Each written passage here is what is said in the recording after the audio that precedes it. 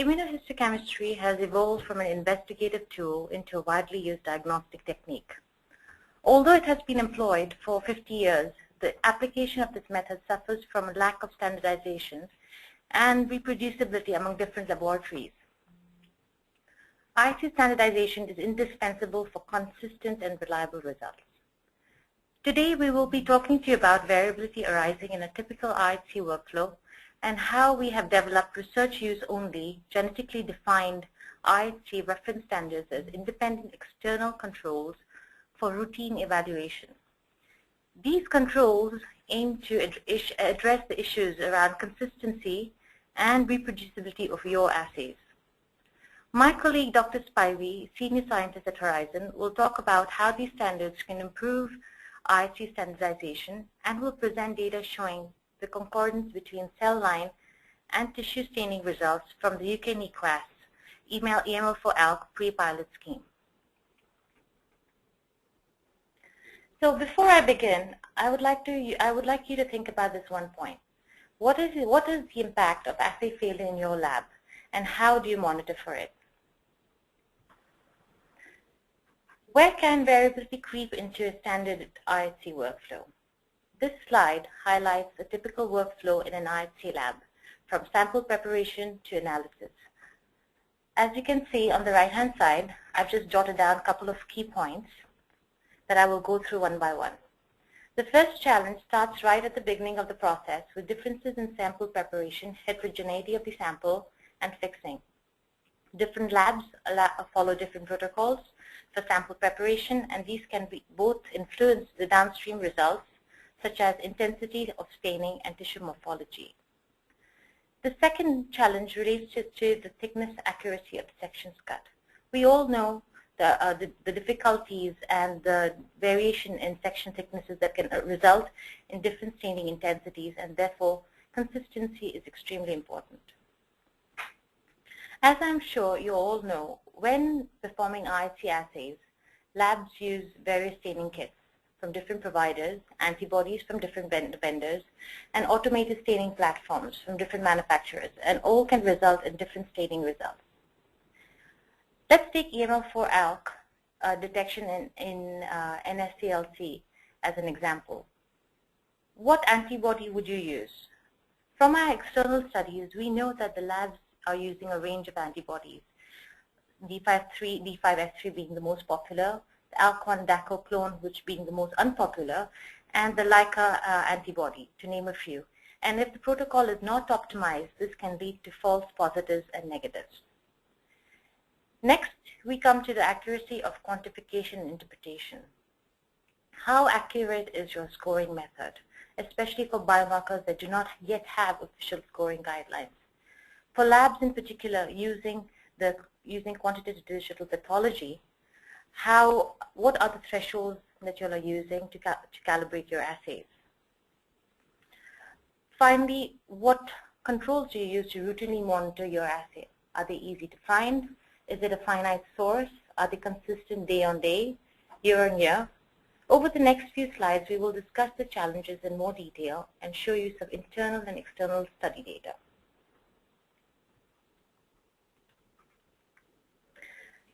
So to resolve these challenges associated with standardization, we developed genetically defined IHC reference standards with consistent protein expression levels for analytical validation and quantitative assessment of immunohistochemistry assays.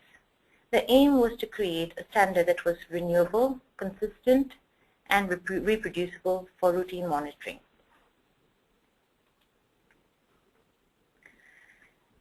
This slide highlights a couple of its key features and the range of reference standards that we've manufactured here at Horizon. We've developed a range of research-use-only reference standards for translocations, amplifications, SNPs involved in targeted therapy. These standards come in a biomarker-specific format, as you can see on the left-hand side here, for EML4 ALK, ROS, EGFR, MET, and BRAF-V600E. So these are biomarker-specific slides, as well as a multi-marker reference standard containing multiple markers for the specific type of cancer. In this case, we've developed the lung panel targeting ALK, ROS, EGFR, and MET. These standards contain defined cores containing positive and negative protein-expressing cell lines on the same slide. As you can see here, the ALK reference standard has a negative and positive cell line core, whereas the MET and the BRAF have a negative, intermediate, and a strong cell lines expressing different amounts of protein. 3-micron sections from these FFPE blocks are sectioned and mounted on superfast positively charged slides.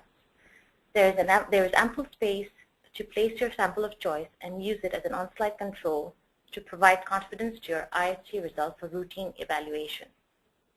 Another unique feature about these standards is that the negative and positive cores contain extensively characterized cell lines using molecular assays, IHC, Western blot, and FISH. For example, as you can see here, the negative cell line in the ALK reference standard is not only negative by IHC, but also will be negative by FISH, by RT-PCR, PCR, etc. Therefore, and similarly, the positive cell line core on the ALK will also be positive by IHC, by FISH, RT-PCR, etc. Therefore, the negative and positive cell line cores that we use in our standards act as standards for the assessment of multiple diagnostic modalities. We have also brought in quantitative digital pathology. We have used QTP for our IHC reference standard internal quality control. Biomarker-specific algorithms are built for each biomarker, and they allow us to characterize and assess the negative, intermediate, and strong protein-expressing cell lines in our standards. My colleague, Dr. Spivey, a senior scientist at Horizon, has a strong interest in the future of personalized medicine and focuses on advances in diagnostic testing. She has been instrumental in the developing of these FISH and IHC reference standards at Horizon. She will talk about how these standards have been manufactured and how they will improve IHC standardization. She will also present data showing the concordance between cell line and tissue staining results from UK-NICVAS EML4ALK pre-pilot scheme.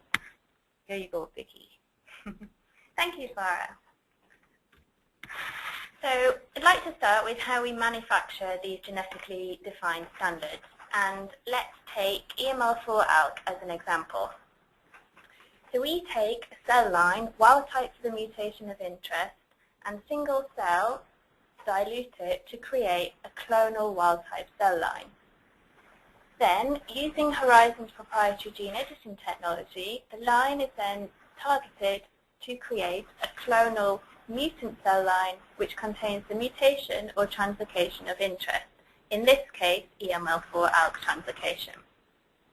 The result is that you have a pair of isogenic cell lines which are then highly characterized using SNP6 to confirm cell line identity, Sanger sequencing to check that the engineering event was correct, digital PCR to check the allelic frequency and expression of the transcript, and IHC and FISH characterization to assess the staining pattern.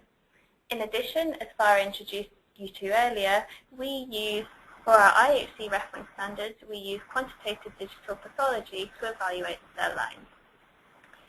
All this results in a consistent, reproducible, and renewable source of positive and negative reference material. So using EML4 as an example, I'd like to start by presenting some data produced with our collaborators, UK-NICVAS and UCL Advanced Diagnostics. As mentioned earlier, IHC variability can arise from different labs using different antibodies, protocols, platforms, and tissues. We wanted to test the ALK standard alongside ALK-positive tissue to determine whether there was a concordance between cell line and tissue staining. In this study, NSCLC ALK-positive tissue that was previously shown to be positive by FISH was placed on Horizon's EML4ALK IHC reference standard slide, and the slide was stained for ALK on the Ventana benchmark system using the D5F3 antibody and the OptiView detection system. As you can see on the slide, the negative cell line core here showed no protein expression, and the positive cell line core beneath it was strongly positive, with strong cytoplasmic staining detected in greater than 99% of cells using a perio image analysis. Importantly, the positive tissue sections also stained to equivalent levels of the cell line, of the positive cell line core, demonstrating excellent concordance between cell line and tissue staining results. This data also matches results from several additional laboratories that participated in our external evaluation program. Next, we now wanted to test how the ALK standard would perform on a different platform and detection system using the same D5F3 antibody. The EML4-ALK IHC reference standard slide was sent to another laboratory for ALK staining using the DACO Link autostainer without the OptiView detection kit. The ALK reference standard worked as expected using both methods. Core A at the top, containing the ALK wild-type cell line, was negative as expected, whereas the cells in the ALK translocation core B contained cells which were 99% positive. This data highlights the variation between methods and detection kits and the importance of an external control for assay optimization and monitoring. The next objective was to use these genetically defined negative and positive ALK translocation cell lines in a proficiency testing scheme in collaboration with UK NECAS. The data presented on this slide was generated by UK NECAS as part of a pre-pilot EQA scheme for ALK, and it had 36 participants. EML4-ALK cell lines positive for ALK expression were mixed with the wild-type cell line 1-to-1 in an FFQ block. Here, this slide highlights the concordance between the EML4-ALK cell lines and the tissue samples. So if I just walk you through the slide, sample D is the ALK negative cell line, and sample E below it on the slide is the ALK negative tumour. In tissue sample E, the tumour is negative, but the macrophages are staining, which can act as a good guide to the sensitivity of the IHC assay. Sample A is the ALK positive cell line, and beneath it, sample F is the ALK positive tissue. In this example, samples were stained with the Roche D5F3 assay on the Ventana benchmark using the OptiView detection kit. As you can see in the table below, the most commonly used antibody is the Ventana Roche D5F3 clone, which was used by 21 out of the 34 labs who provided feedback. An additional 7 antibodies were also used by the participants, and regardless of the platforms and antibodies used, the defined ALK cell lines performed as expected and were concordant with tissue samples. As mentioned earlier, our objective was to develop defined IHC reference standards with consistent protein expression levels for quantitative assessment of IHC assays. And we wanted to develop a tool that would allow us to achieve this goal.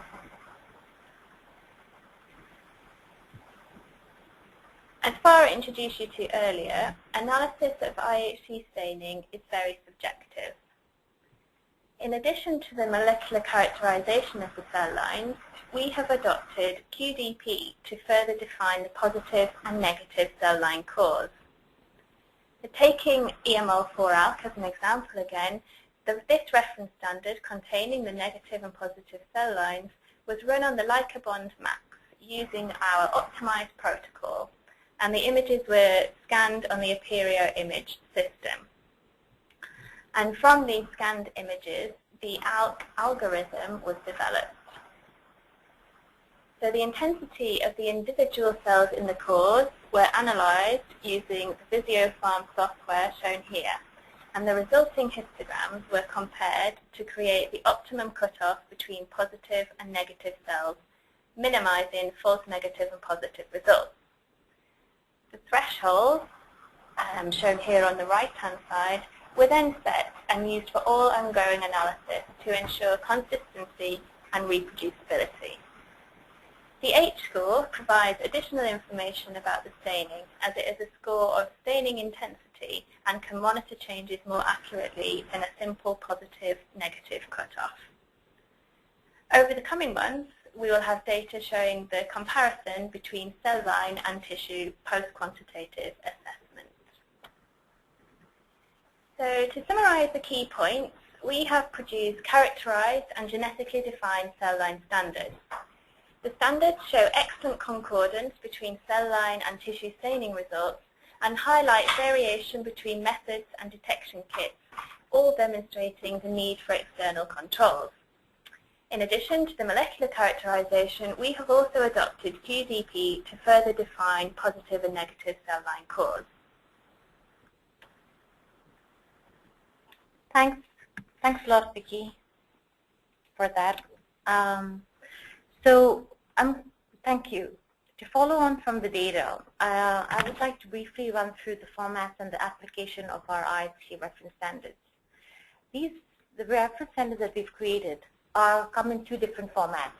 So you have the FFP blocks and you have the sections that are mounted on slides. And as I mentioned before, you've got the biomarker specific slides, just with one marker with its negative and positive control, and you've got the lung mark panel for this instance, but in the future, in the next coming months, we will have the breast panel, and we will have biomarkers such as ER, PR, Ki67, PDL1 very soon.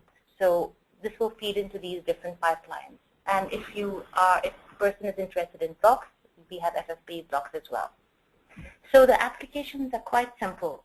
These standards can be used for routine control of your IHC and fish workflows alongside your samples.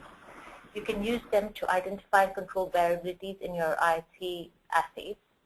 And interestingly and importantly, you can use them to confirm the specificity and sensitivity of your antibody. And here I've mentioned probe because we also have fish reference standards. So sorry for the confusion.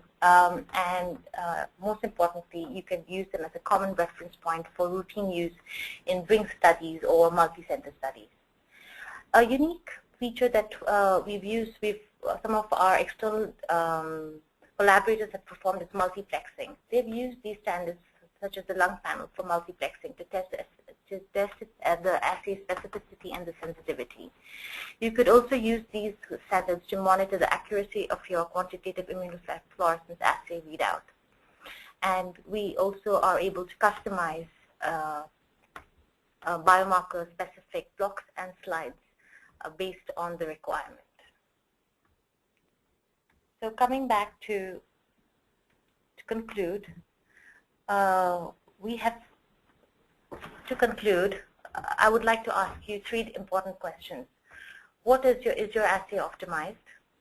What is the limit of detection of your workflow? And are you interested in achieving consistent results?